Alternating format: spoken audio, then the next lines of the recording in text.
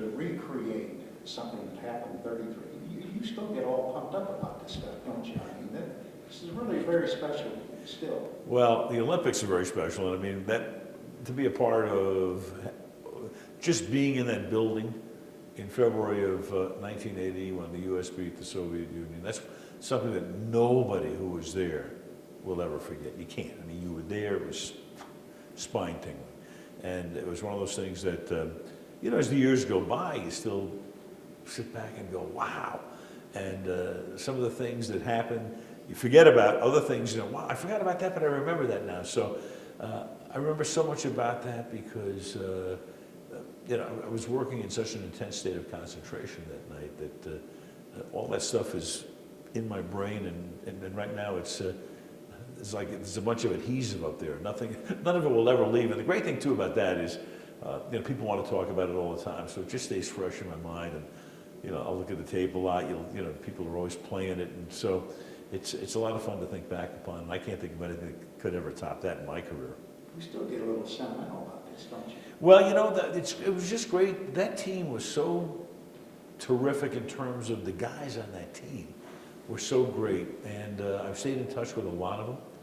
And fortunately, they're all still alive. The only one who's not around anymore is Herb Brooks, who died in a car accident a number of years ago. And everybody else is still around. I talk to a lot of the guys from time to time, and you know, we do certain events and we go out and do corporate affairs and things like that, and banquets, and it's cool. It's something that you know, they all share, and they've been great enough to kind of, I'm like the mascot. When they have their little parties and things and have their get-togethers, I always get invited, and I'm kind of the only outsider that does. So it's a thrill for me to you know, to be with them, and I've gotten to be so friendly with them, and I look at these guys, and they're all terrific people, and you know, they've all gone on to certain degrees of success, some more successful than others, but they can all look back to being a part of something that was so extraordinary that, well, all you need to know is Sports Illustrated ranked it as the greatest sports moment of the 20th century. I'll buy that. Your call will go down forever, huh? That wasn't planned. No, that was simply something that came out of my heart, really, more than anything else. I know we're all supposed to be, and I've always prided myself on trying to be neutral and going down the middle and give credit where it's due to both sides, and you know, criticize whatever it has to be criticized, and try not to root. You know, I mean, look, there have been great announcers through history. Harry Carey was always rooting on the air. It was terrific. I mean, that worked for, you know, when Harry did St. Louis, when he did the teams in Chicago, that was fine. And people loved it. I've been a little different. I've been the neutral guy, but that's one of the few times in my career where you could excuse me for rooting, because I'm an American rooting for the U.S. team. And we're playing the Soviet Union on U.S. soil, the American television network broadcaster.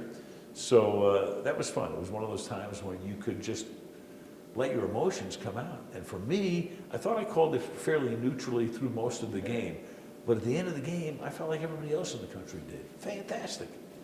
One final question. Why are Americans so captivated by the Olympic Games? I think the whole world is really captivated by the Olympic Games because it's the only time when all of the countries of the world, or at least most of them, come together for athletic competition.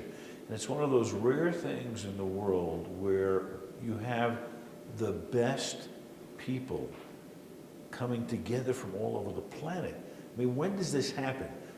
Do the greatest authors in the world ever get together and convene and, you know, like have a writing contest? No, that never happens. The greatest musicians in the world all come together and, you know, and have great concerts? Not really.